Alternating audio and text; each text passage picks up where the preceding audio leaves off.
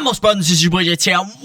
Welcome back to another video. It's been a hot minute since I sat down here and chatted with you guys, and boy, I've missed it. I have missed it. I've missed it so much I forgot to even turn one of my lights on. But if you are a long-term viewer of the channel, you will know the issues I have with this light in particular. But it has been a long time.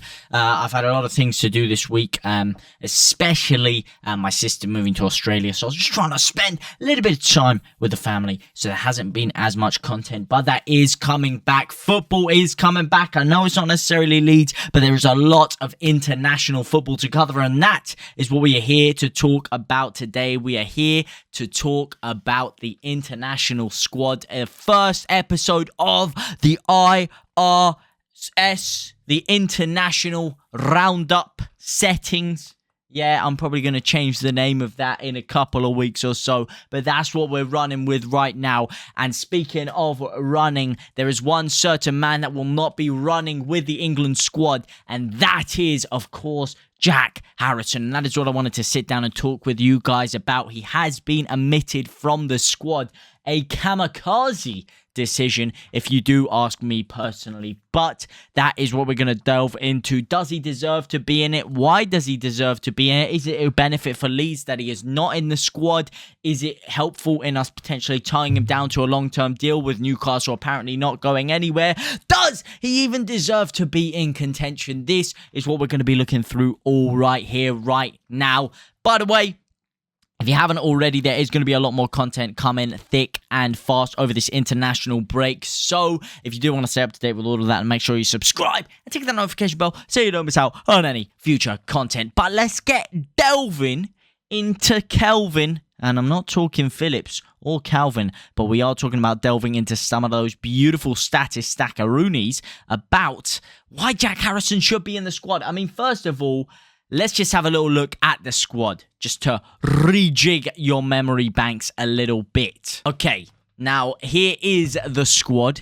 Goalkeepers, of course, not really relevant. Dean Henderson, Nottingham Forest. Nick Pope, Newcastle. Aaron Ramsdale, Arsenal.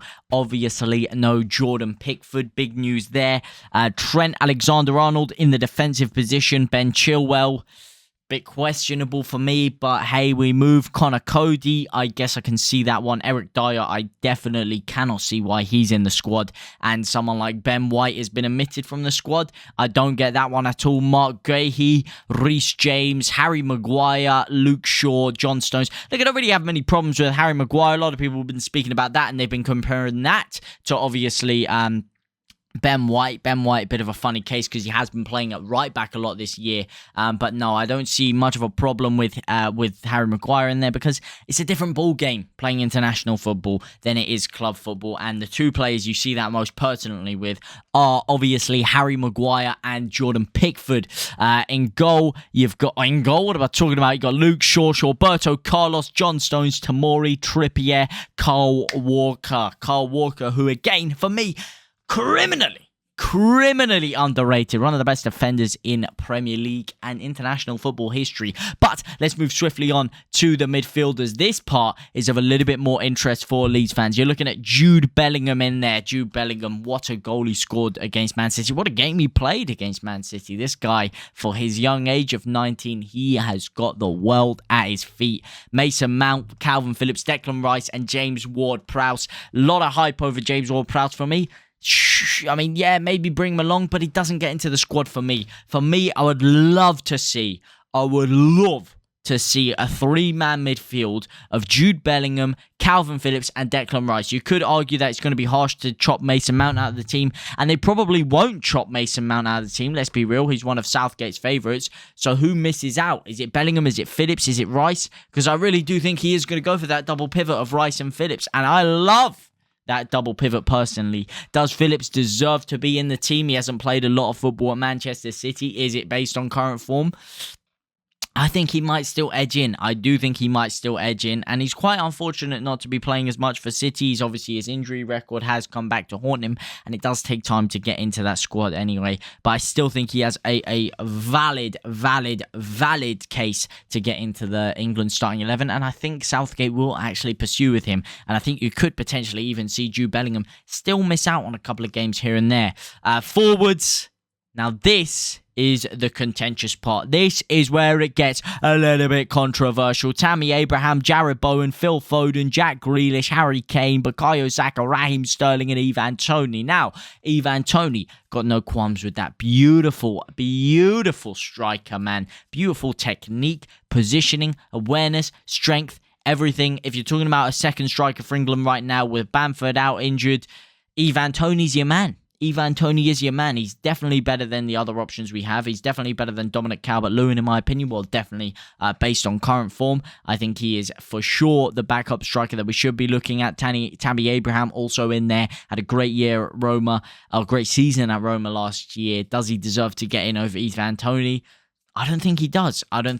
But Tammy Abraham also, his physical abilities does allow him to play across the front three. I know it's not his most natural thing, but because of his pace, he can actually feature out wide. Jared Bowen, though, this is where things start to get a little bit questionable. All right, a little bit tasty. Jared Bowen, Bukayo Saka, all right, Raheem Sterling, no question, best winger in the Premier League for sure, and Jack Grealish. Okay, now the first name I'm going to pick out there, Jack Grealish. How does he deserve to be in this team over Jack Harisson?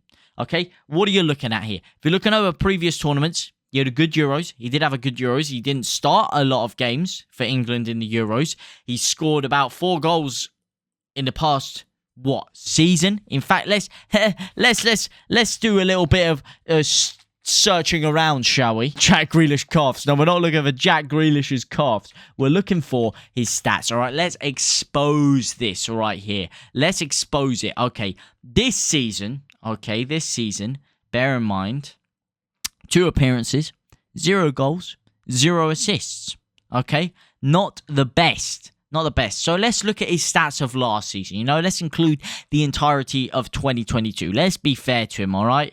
Let's include since he's moved to Manchester City. Last year in the Premier League, he got 3 goals and 3 assists in 26 appearances. All right? 3 goals, 3 assists, 26 appearances. All right, let's have a little look at what he's done for England, shall we? Shall we have a little look for what he's done for England? Why not? Why not let it fly? Maybe he's performed so amazingly for England in the past that's why he's guaranteed to get in the squad, shall we? He's got 1 goal and 6 assists in 23 games. 3 of those assists coming in 6 international friendlies against lower oppositions. 1 goal for England total. 6 assists total. Yes, granted, he hasn't played that many minutes. Yes, granted, he got 2 assists in the Euros, which is very big for him. But based on current form, I cannot see a single argument as to why he should be getting in this squad over Jack Harisson. I mean, it's similar to the Calvin Phillips thing. A lot of people have a big problem with Calvin Phillips getting in there because he hasn't played for City. What has Jack Grealish done for City to get himself in the squad over Jack Harisson? All right, Jack Harisson has had a phenomenal season. Let's have a little look at Jack Grealish's stats for Man City. Again, last year, 3 goals and 3 assists. So 6 goal contributions in 23 games, yeah? Let's have a little look at Jack Harrison's stats, shall we?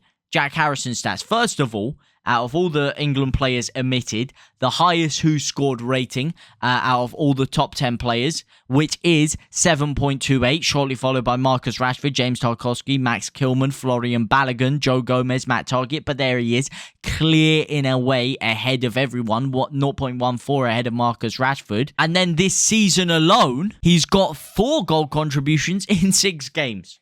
Okay, it's ridiculous how you can look statistically and tell me that Jack Harisson doesn't deserve to be in the squad over a Jack Grealish. I think it's the perfect time to give him some game time. He's in red-hot form. I think if you're arguing that Tony's in good enough form to get into the squad, you should be arguing that Jack Harisson is. How he hasn't been given a crack in these friendlies, I don't know. I think it's the perfect time for him to get some minutes under his belt coming up to the World Cup, because he hasn't been put in the squad, there's no way he's going to be thrown into the World Cup. You just don't don't see it. You don't see managers just go in and take a risk like that and put someone that they've never actually tried out in their system at all into the World Cup. So I think there's a crying shame that he's not even going to be in with a sniff despite having such an impressive season. What else can he do? Now, does this open the door for Newcastle to tempt him in? Does this open the door for Leeds to potentially sign him down to a new contract, which is apparently a top priority for Leeds right now because of the fact that Newcastle are still sniffing around for Jack Harisson?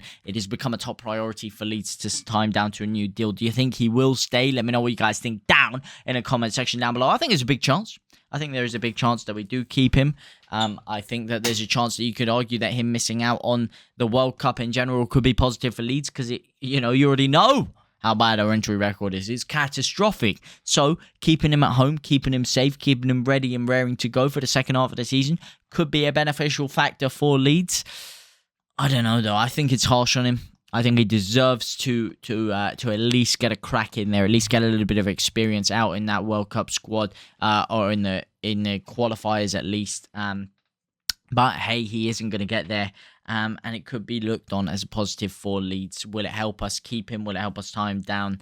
Only time will tell. But let me know what you guys think about all of that down below. Would you be putting Jack Harisson or Jack Grealish? All right, the battle of the Jacks, the Battle Jacks. All right, I want you guys to let me know down in the comment section down below. But for now, guys, it's been a pleasure speaking to you once more. But I will see you very, very soon. Au revoir, my brothers and my sisters.